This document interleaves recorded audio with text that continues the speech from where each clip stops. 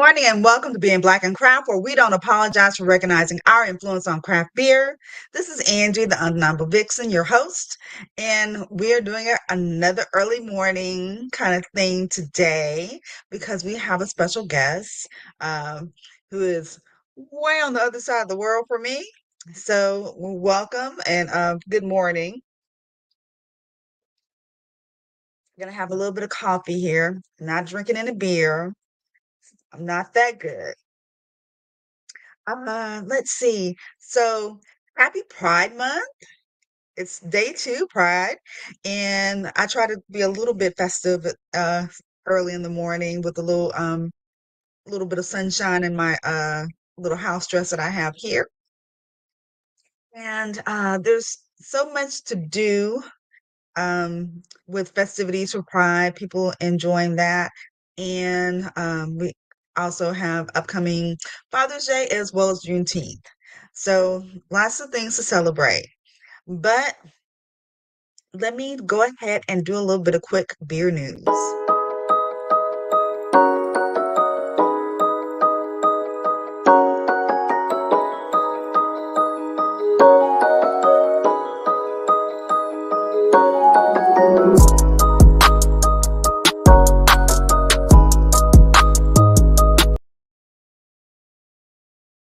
So what we have, just a couple of things, of course, as I'm scrolling, looking at looking at Facebook and YouTube, scrolling, minding my business, loving Jesus like I do. First thing I saw was this. So, from the Wall Street Journal, um, Japanese whiskey makers Suntory is in talks to acquire Boston Adams. So, like 22.33%. And of course, this is kind of a interesting kind of thing because they just did like a little bit of a whiskey type of concoction. So this is interesting that somebody was like, "Yeah, I like what you're doing over there, so maybe I want to get a little bit of the pie." Interesting. Next, we have, unfortunately, another brewery here in the DFW area that is doing some changes and some shakeups. So, after 12 years of amazing years of brewing and serving our beers in Deep Ellum, we made a difficult decision to close our tap room and brew house. From the great folks who worked here to those who've joined us for a pint or a show, we'd like to thank everyone that's been a part of our journey. Rest assured, the Deep Ellum story is not over. Our beers will still remain throughout Texas, and we look forward to sharing them with our fans for many years to come. While our hearts are heavy with the news today, our love for Deep Ellum will always run deep. So Deep Elm in the DFW area is a fixture. So I thought that was really interesting. It seems like they are part of many breweries that are getting acquired by another company and they're changing their whole dynamic. Um, and I think that Deep Elm is one. If they hadn't already been acquired by someone else and they're just changing the guards. And one of the things that happens is they will close the tap room. And don't know if that's because of the low sales at the particular tap room or that's just what, the big conglomerates do to smaller breweries, unfortunately. And I can understand that from the job that I do, my 9 to 5 in telecommunications. We actually bought another company, but we ended up putting on their culture, which is for the best or for the worst, depending on the person. So I think that's what's happening here in the beer world. So that's two, like, a little bit of inquiries. Then let's see. I don't have oh, I don't have a picture for it, but GBAF. So GBAF from Brewbound, Brew Association pulls GBAF back to 3 sessions and eliminates the Saturday evening, which was really, really popular. And one thing that people are probably going to be a little bit of a stickler about is compared to the Saturday evening not being available is that they can pour RTDs. That's gonna be interesting. Unfortunately, I decided to do something else instead of going to GBAF.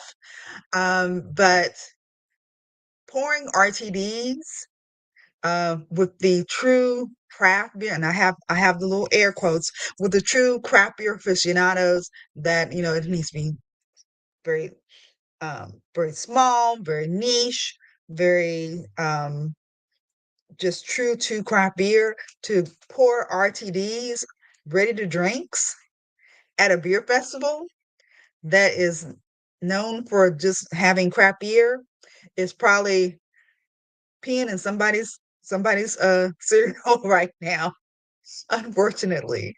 But it goes with the change of the times. That the seltzer game, which people like, they really poo-pooed about, it's still here. It's still here. It's not as flourishing, as big, but it's still here. And RTDs are still going to be here too. And whether you like it or not, those RTDs may be a gateway to people getting into craft. So you shouldn't really poo-poo it because we make crafted cocktails with beer. Who's to say that we don't end up having a RTD that is a beer cocktail? Ooh, did I make something up? Did I make something new? Maybe I did. I need to patent that. It's on the podcast. It's mine. It's my idea.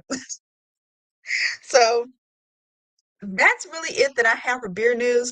We're gonna do something really, a little bit more deep dives on tomorrow. So don't forget, we have our normal show tomorrow. So that is it for beer news.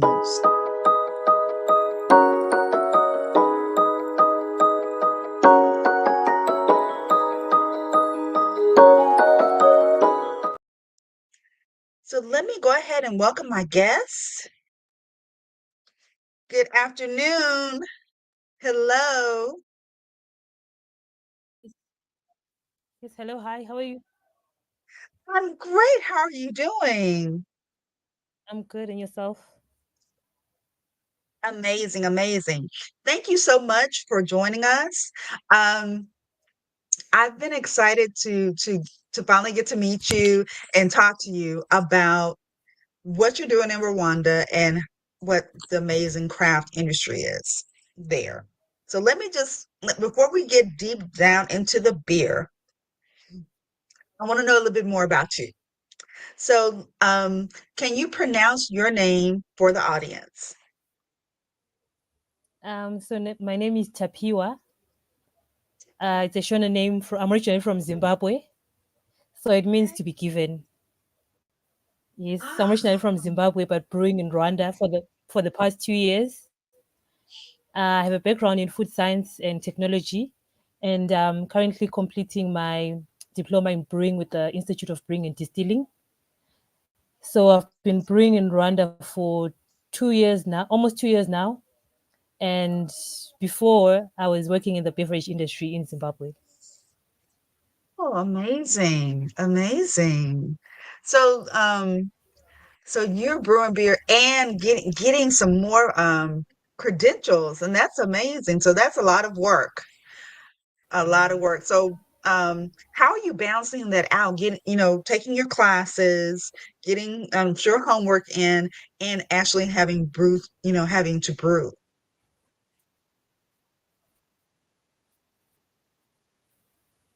It is actually because I think it's in a week and a half time. I'm writing my final exam. So it's quite hard to juggle the work and Yeah.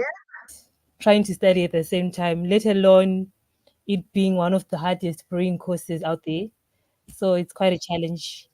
But because it's something Mm, that I see every day as well, the brewing aspect of it, it's it helps me like jog my memory and revise my mm. work. So it's kind of interesting, yeah. Yeah, okay. So let me let me go back to the beginning, very beginning. Do you remember when you had your first drink and what was it? My first drink was probably some cheap cider back home. uh, there was a cider that I used to like called Hunters. So it's a mass produced lager, sorry, a mass produced cider. So, Mhm. trying to drink beer for the first time, obviously want something sweet. You can't dive into the hoppy beers or the lagers. So I started with the ciders, Uh-huh. but as time went on, I started hating lagers because of all the sugar and the bad hangovers. So Mm. yeah, then I started drinking lagers, soft lagers, up to now where I drink craft beer, IPAs, and yeah, other craft beers. Wow, okay. Yeah, I guess, you want something cute, you want something fruity, and it's just like, but when you end up developing your palate, you find that, oh, okay, this is not as bad as I thought this was. Because I never would have thought that I would drink Exactly. craft beer and be in love with it. What was your first drink? What was your first drink? I'm trying to think. Oh, I was very young. So my mother is from New Orleans. Well, I mean, from Louisiana. She's from Lake Charles. But um, my first drink pretty much was with my mother. She was drinking, I guess you would say, almost like into a cider. It was a wine cooler, so it was real sugary, sweet. And she was drinking one, and she let me have a sip. She let me have a sip. So that's pretty much my first drink. And that's what's, I guess, it wasn't a big thing for me to rush out and start drinking. Like, I found out later on, because I was really much a nerd. Other people were drinking in high school, and I was like, okay, but I didn't really feel a need to rush to drink, because I would have sips and it wasn't that big of a deal to me. But yeah, that was probably my first drink, first memories drinking. Okay, Yeah, have that nice. wine cooler, yeah. So tell me, um, in maybe from back home and where you are right now, how different is it to be in the industry, being one of few women in the industry? Has there been any pushback? Are the men welcoming and with their knowledge, or do you find you're having to kind of um, show yourself to be knowledgeable first? Um, so first of all, brewing is quite hard and it's quite laborious. Mm, So from what I saw back in Zimbabwe, it's like men have an attitude towards women that want to brew because they consider it like a hard labor job and maybe women can't do it or something like that. So mm, there are very few um, female brewers back in Zimbabwe, and getting into the industry is quite hard.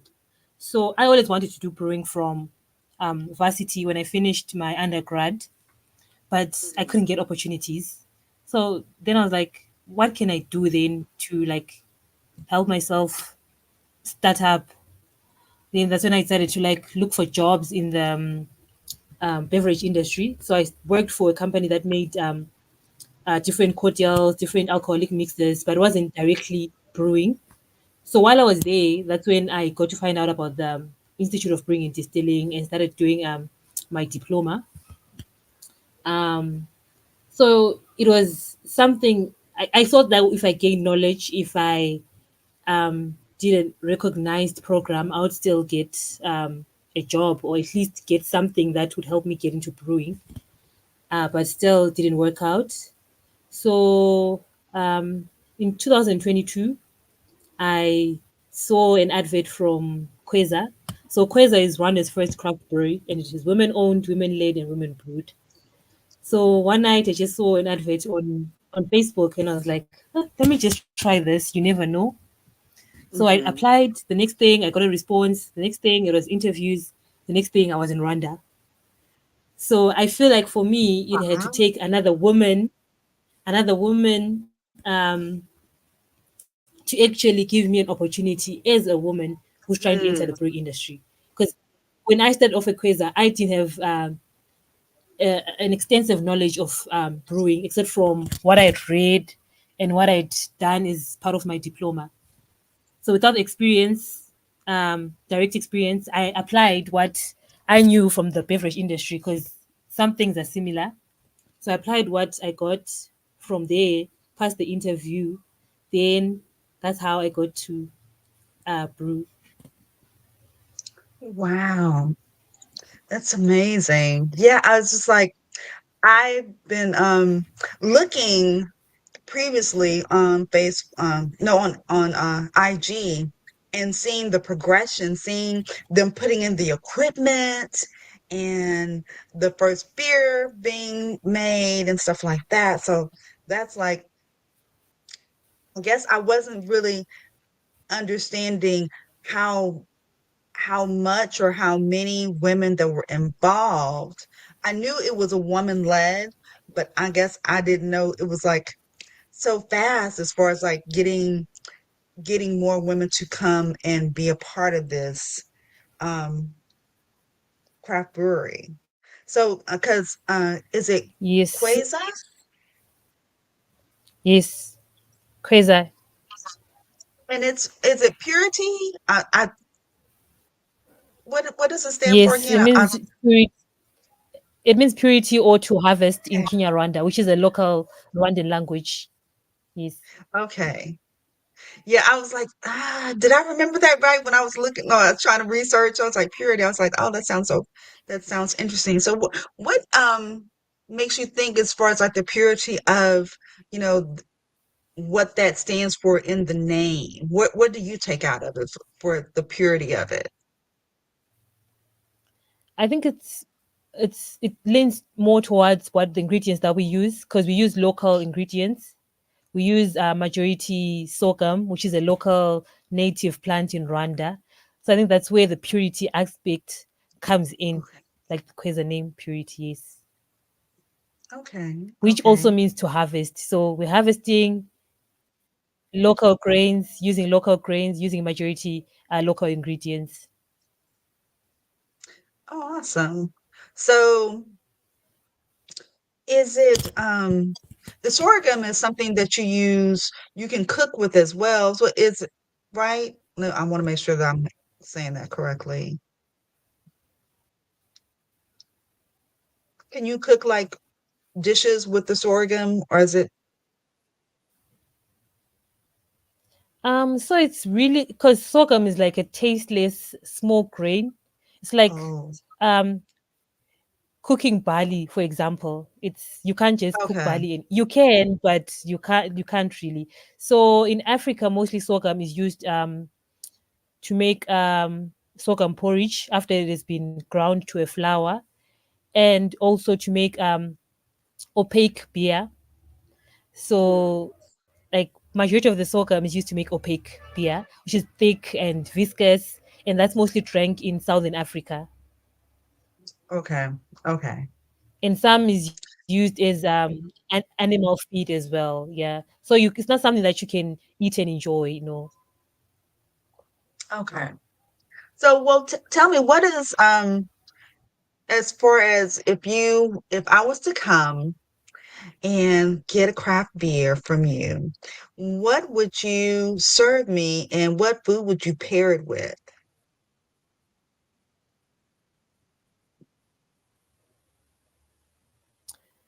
So um, we usually have about 10 beers on tap. So it depends with whether you're a huge beer drinker, you like something hoppy, do you like light beers? Because we have everything from super hoppy IPAs to like your light golden ales and dark stout. Mm-hmm. So we usually pair our beers with, like bar food like burgers, wraps, grilled Okay. meat. So there's a restaurant that we Mm-hmm. partner with that makes like fast restaurant bar food. Yeah. So if you would come, since you're coming from America, probably I'll give you an IPA and a nice burger. I don't know. Yes. Yeah, that would be good.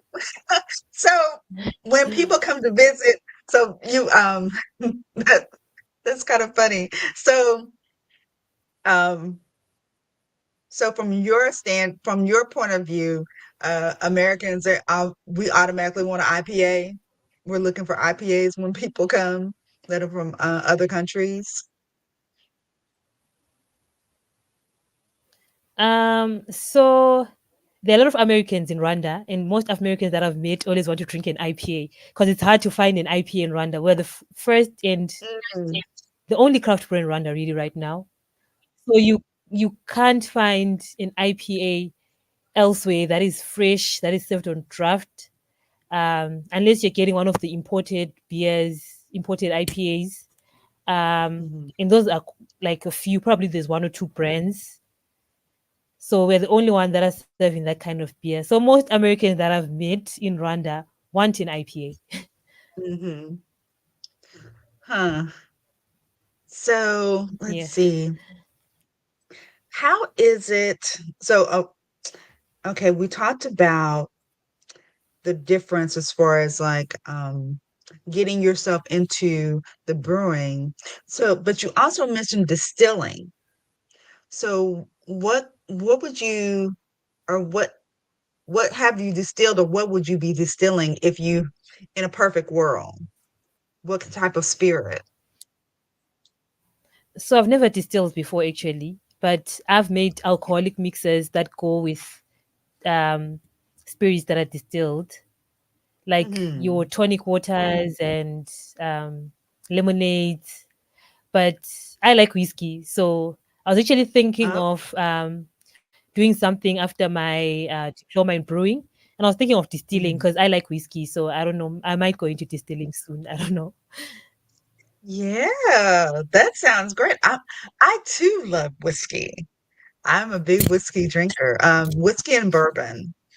Yes. So in your whiskeys, or do you enjoy rye? Like a rye whiskey? Or um I don't know if that's too if that's only So no, go ahead. one of my colleagues actually got a rye whiskey that we're drinking yesterday. One of my colleagues got a rye whiskey that we're drinking yesterday. So it was my first time drinking a rye whiskey, but it was actually nice. It was smooth.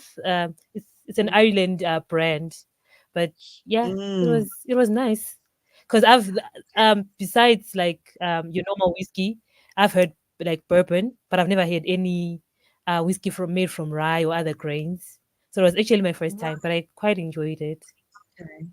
Yeah, I ended up enjoying rye only because I um I acquired a beer that was made in rye barrels. And this was like I like I like the I guess the afterglow of the beer with the rye whiskey. And so that's what made me start to look for rye whiskey and I found out that I really do enjoy rye. It has like a little smoky peppery notes to it that makes it different. So, yeah, that's really cool. Um I was going to ask you um you said that you're about to finish your classes and everything. So what do you see yourself after you've graduated with high marks? Where do you see yourself going?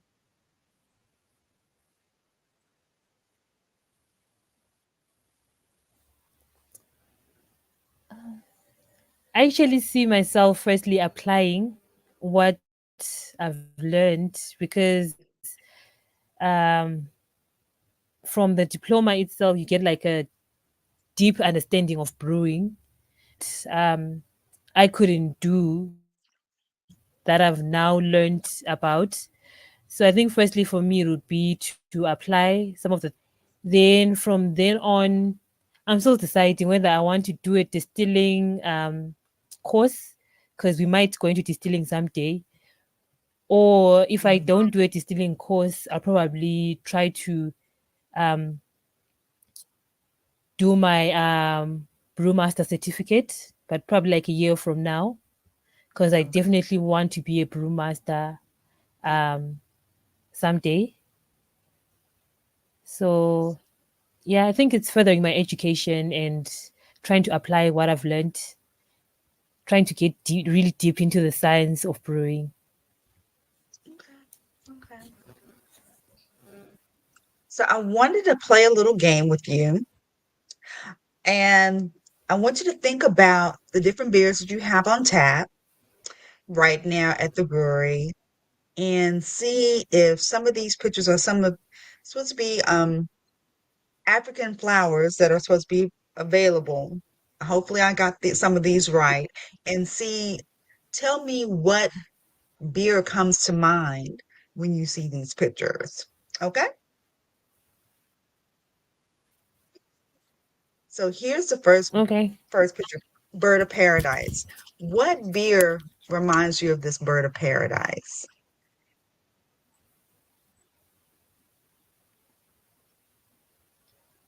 I think a golden ale, Mm, probably a why do very you think? light beer, golden ale, because of the yellow bright colors. Mm-hmm. Okay, okay. It's very vibrant. Very nice. And here's another one. This is the it's I believe it's an aloe, an African aloe. No, it's a Yes. bitter aloe. What beer comes to mind with this one? Um, um, there's a beer that we make that we call ambrosia. It's a pale ale. It's a medium beer, like between IPA and light lager golden ale. So Hmm. definitely ambrosia, a pale ale, Nice. And this is the because of last one. the color of the flowers on the top. Yeah, it's I wonder also um if it's if it's like I have this a nice beautiful scent or if it's like if you touch it it's dusty. Um but it's really pretty. I love I wonder why they say it's bitter. Um I don't know if the aloe has a bitter smell to it or what it is. But this is the last one, the African violet. I've actually seen it in a few places, but Oh, the bitter aloe? oh yes, that's a pretty flower. No, I was saying I've seen the Yeah. bitter aloe in a few places, but the African violet is a very pretty color. Hmm. What beer comes to mind? Um,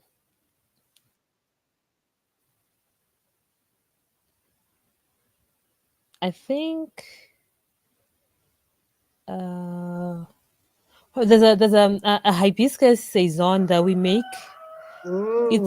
It's not purple, but it's red, but Hmm. it kind of reminds me of that, like the deep color is.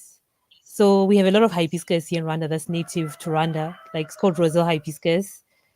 So the hibiscus plant kind of looks almost like a violet. Really? Okay. Okay. That's awesome. And just I don't know what made me think about that, but I just thinking about flowers. I was like, oh, I know they have beautiful flowers there. Um, so thanks for playing along with me. Just to have those give give even more vibrant idea of what we would expect when we came to the brewery that'll have something in their in some of our listeners' minds. This is what, this is what we kind of think of. Um, Yeah, true. I think I think those are all of my questions I have for you. I'm trying to think if there's anything else. Oh, I saw that you recently were doing, I don't know if it was a competition or it was like an event. You're doing it something with Appleway, and I wanted to know how close are y'all to each other? So I got to know of a PUA before I actually started working in Rwanda while I was back in Zimbabwe because I was always searching for this incredible book. Her name used to pop up all the time. So I started following her on LinkedIn, but I didn't know her Mhm, personally. Then fast forward later, she joined Kweza as a consultant when we're building our brewery. Then I actually got to mhm. meet her and tell her all these stories that, oh, I actually have been stalking you on social media because you do all this incredible work with brewing. Um, so that's how I got to like know her personally and meet her. So since then we've Mhm. been talking, and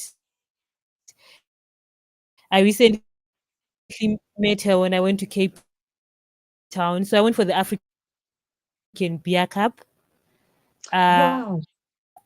equivalent to craft brewers conferences in America. So I met her Mhm. there. She was on the Wait, wait, she wait, was wait. the You were at Craft Beer Conference as she was well? leading the panel that I was on that was speaking about brewing with African grains. Yeah. I was there. I did not know that you were in So here we had in. a I panel didn't know that discussion you on came. how people, how different.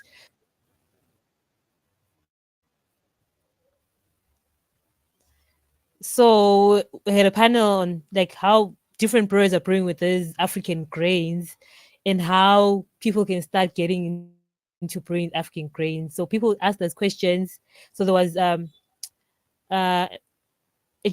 two gentlemen, one from Nigeria, another one from Botswana.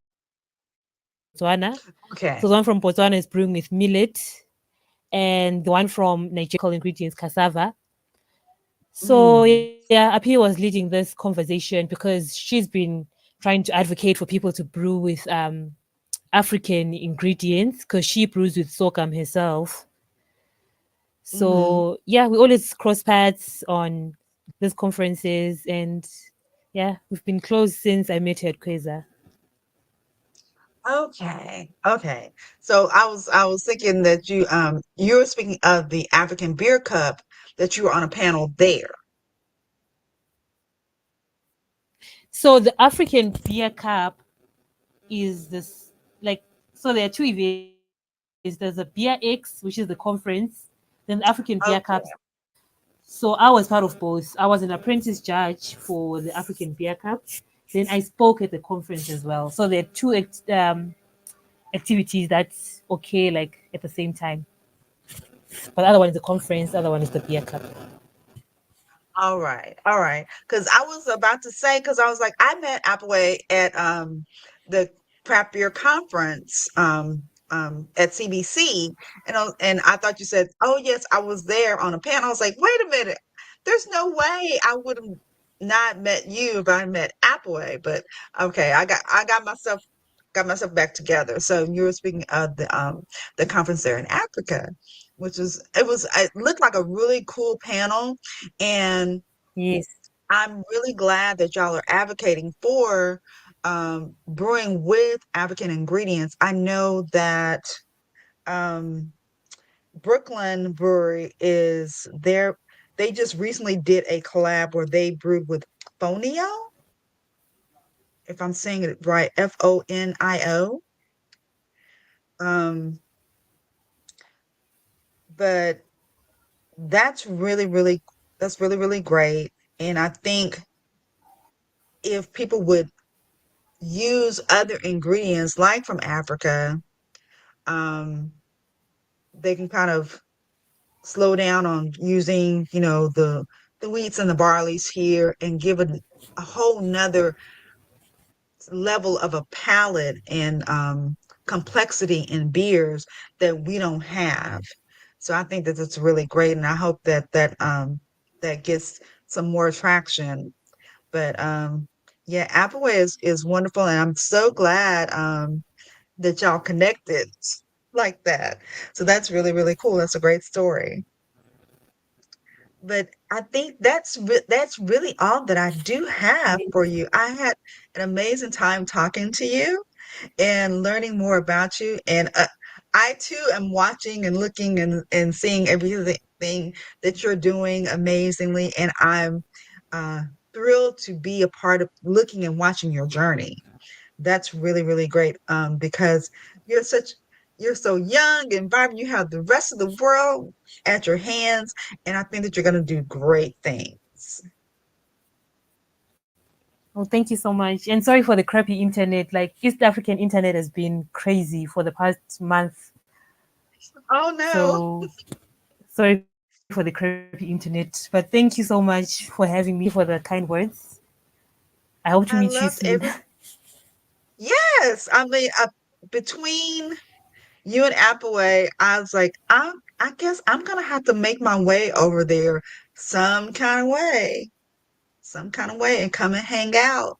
Come and hang out in house because I Yes, did get to try please. her You wanna ciders. come? But yeah, come and I need to find out where the middle, the best middle part to kind of put myself so I can come in both directions because to see a all woman led brewery is unheard well at one time it was unheard of, but now it's becoming a thing and becoming a norm that I'm very, very glad to see more of that happening. We have a couple here in the United States. So I'm glad that this trend is taking taking root because we as women started making beer way at the very beginning of time. And so we are getting back to what we've done for centuries. And I'm glad that you're a part of it. Oh, thank you so much. So let me go ahead and I bid you adieu, and we're going to go ahead and close out. Thank you.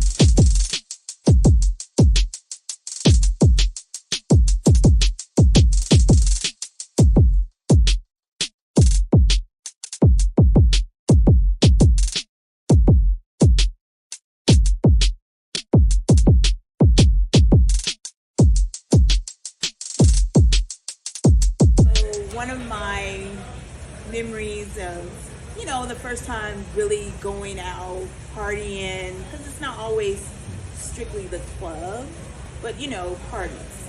And going to a frat party and partaking of the jungle juice.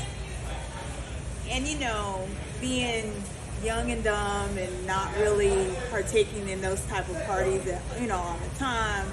I'm thinking, it's, like your little bottles somebody's going to give you. No, it was actually in a big gallon trash can with some juice in there. And we are putting our hand down there in there with our cup, pulling out juice and drinking it. And it was the best time ever. It's the best time ever. That's all I got.